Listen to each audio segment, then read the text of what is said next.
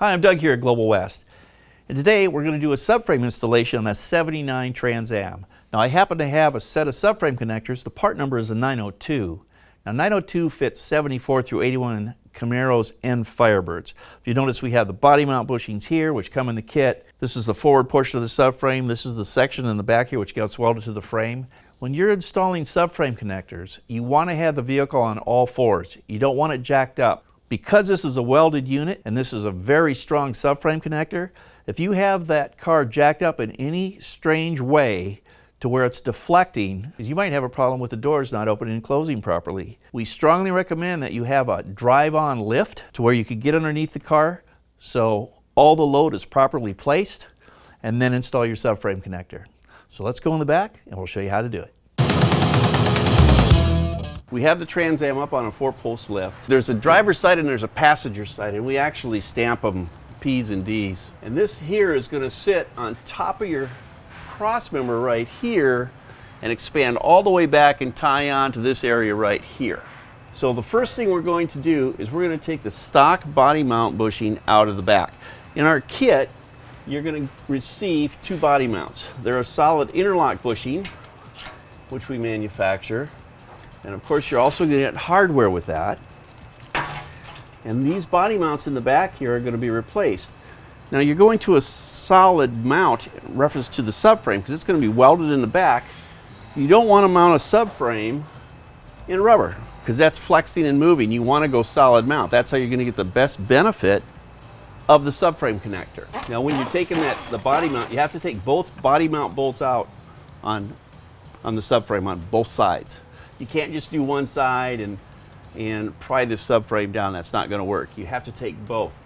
And just the way the subframe sits in here, it automatically pulls down a little bit. So the next thing I'll do is I'll just take a pry bar a little bit, and I'll just leverage it against the floor to pop the back mount, just like that.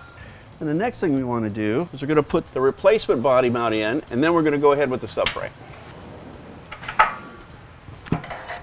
On this body mount bushing, this has got a deep step here. The 2 1/4 side goes up between the floor.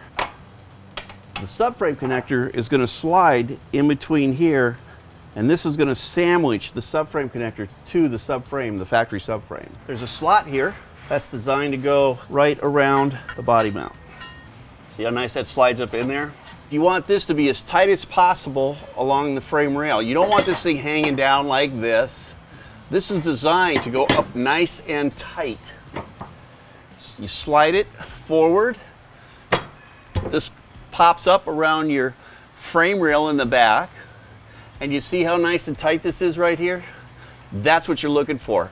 So once we get that up there, as you can see, it pretty much stays by itself. We're going to go ahead and mark the area around this box section right here, because we have to clean this off, because this is where welding is going to take place.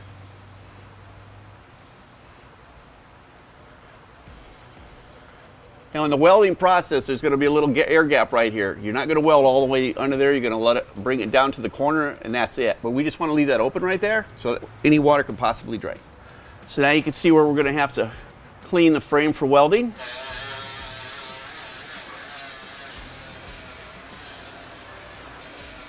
You have to buff this powder coat off, which we talked about a little bit earlier. And then right after that, we're going to go ahead and put the subframe back up, position it again, and then we're going to bolt down the subframe. You want to have the subframe bolted in first before you weld. Everything's got to be that way. Otherwise, if you don't and that's hanging down, you're going to preload your welds back here. You're going to get a lock washer, bolt, of course, flat washer, and then you've got this cup. The cup arrangement goes up and indexes on that body mount.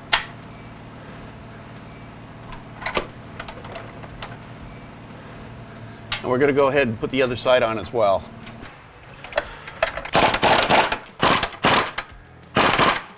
We're just running them up so they're tight. We do not need to torque them right now. We just got to get them up there so everything's in place. We'll take one more check to make sure that we're up nice and tight in the back. Looks like we are. Now we just got to buzz this back section on. This plate you'll size to the back area. So you'll put this on the back once you're ready. You'll scribe a mark That'll tell you the thickness or the width of the plate. Put that up there and you'll cap that off. We got some bolting to do here, a couple of holes we got to drill, and finish the welding right out here. But as you can see, this has all been done. Now we've gone ahead and done both sides. We have these tight, but I'm going to just go ahead and torque these in. We're going to drill some holes through here, 1/2 inch, and we're going to bolt through each side. So we're sandwiching the frame. Lift the rear end up, pull the tires, and finish the welding right out here. Once we get the welding completed, we're going to go ahead and buff that frame right in that area where it's welded, clean it up, and we'll go ahead and shoot some paint on it. We really want to make sure there's no rust buildup or anything down the road. We'll do that with every subframe. Notice how tight it is up against the floor. Looks good. You're all set, ready to go. Now you got a good idea of what it takes to install a 902 subframe connector. When you install these properly, you don't lose any ground clearance whatsoever. Now something else you may not know about these 902s is that once they're installed, you could jack the car up on them as well. They're that strong. 902 subframes, 74 through 81 Camaro Firebird. As you can see, it's fairly straightforward installation. If you enjoyed this video and are interested in other videos that we may do or other products that we may have, please subscribe to our YouTube channel and check us out on Instagram. Thanks again.